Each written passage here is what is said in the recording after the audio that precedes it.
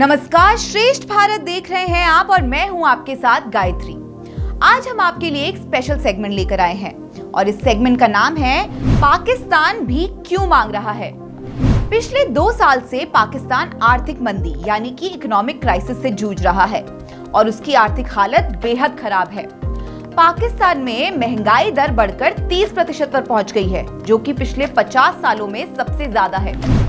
लोग खाने पीने की आम सामान जैसे कि आटा, चावल, दाल के लिए लड़ रहे हैं, ट्रकों के पीछे लटक रहे हैं। आधे से ज्यादा पाकिस्तानी देश छोड़कर जाना चाहते हैं। बीच में एक टाइम ऐसा भी आया कि पाकिस्तान के पास सिर्फ अगले 30 दिनों के इंपोर्ट के पैसे बचे थे और उसके बाद खत्म। बाय बाय, टाटा, गुड बाय, गया। पर Pakistan time and again cockroach की तरह रिसर्फेस कर गया, जिस तरह कॉकरोच न्यूक्लियर हॉलोकास्ट में बचने वाले आखिरी जीव होंगे। अफगानिस्तान में भी आर्थिक हालत बेहद खराब है। हालांकि तालिबान ने कुछ हद तक अफगानिस्तान की इकोनॉमी को संभालना शुरू कर दिया है। खराब इकोनॉमी में दूसरे नंबर पर है पाकिस्तान। कुछ देशों के पास होता है पावर, जैसे कि यूएस और चाइना। कुछ के पास होते हैं नेचुरल रिसोर्सेज, जैसे कि इंग्लैंड के माइंस या सऊदी का ऑयल। तो कुछ देश अपनी अच्छी लीडरशिप और डेमोक्रेसी के लिए माने जाते हैं, जैसे कि इंडिया और यूके। पर पाकिस्तान के पास क्या है? Oh, no! क्या वजह है इकोनॉमिक क्राइसिस की? आइए अब हम इसके बारे में बात करते हैं कि पाकिस्तान की इकोनॉमिक क्राइसिस की आखिर वजह क्या है। दरअसल पाकिस्तान हर तरफ से कर्ज में डूबा हुआ है। एक रिपोर्ट के मुताबिक पाकिस्तान ईरान पाइपलाइन अपनी तरफ से पूरी ना करवाने के लिए 18 बिलियन डॉलर्स के फाइन की चपेट में है।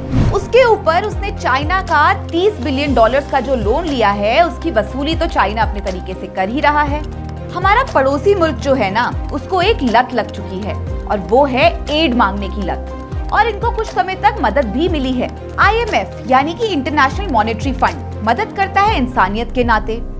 मुस्लिम देश जैसे कि सऊदी, UAE या कतर, ये सब मदद करते हैं अपने कॉमन इंटरेस्ट की वजह से, जो कि है रिलीजियस सेंटिमेंट्स। और चाइना मदद करता है इकोनॉमिक रीजंस की वजह से। चाइना जो है ना, उन्हीं के देश में जाकर उन्हीं को पैसा देकर अपने ही देश के लोगों के लिए रोजगार पैदा कर रहा है और साथ ही पूरे देश में अपना दबदबा भी बना रहा है। आइए अब हम आपको बताते हैं कि पाकिस्तान कैसे अपना गुजारा चलाने की नाकामयाब कोशिश कर रहा है। पाकिस्तान के टोटल बजट में 32% एक्सटर्नल रिसीट्स के फॉर्म में आता है।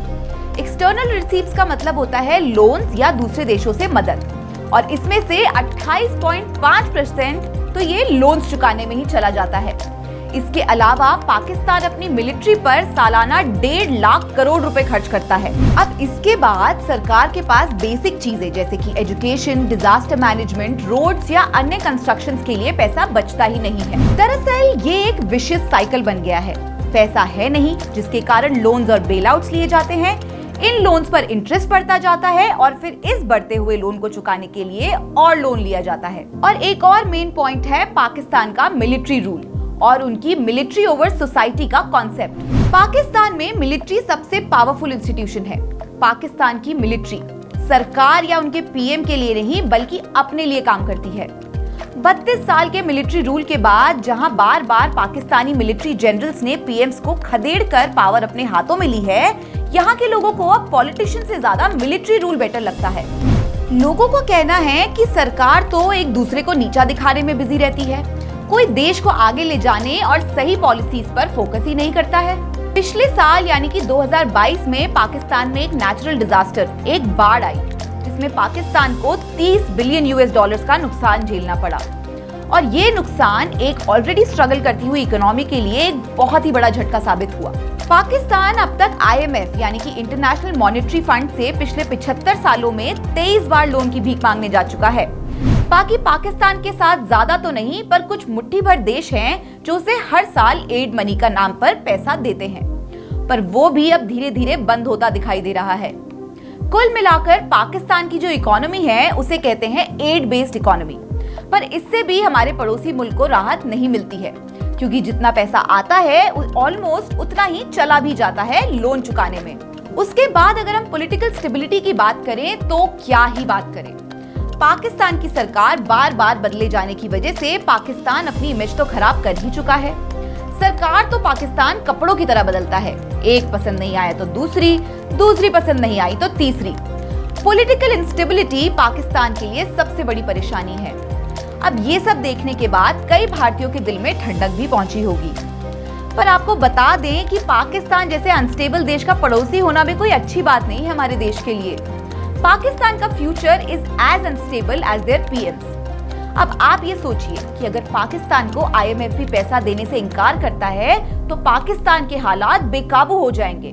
महंगाई, बेरोजगारी, गरीबी और नाइंसाफी की वजह से वहां गृह युद्ध भी छिड़ सकता है, जो कि भारत के लिए बिल्कुल अच्छा नहीं है।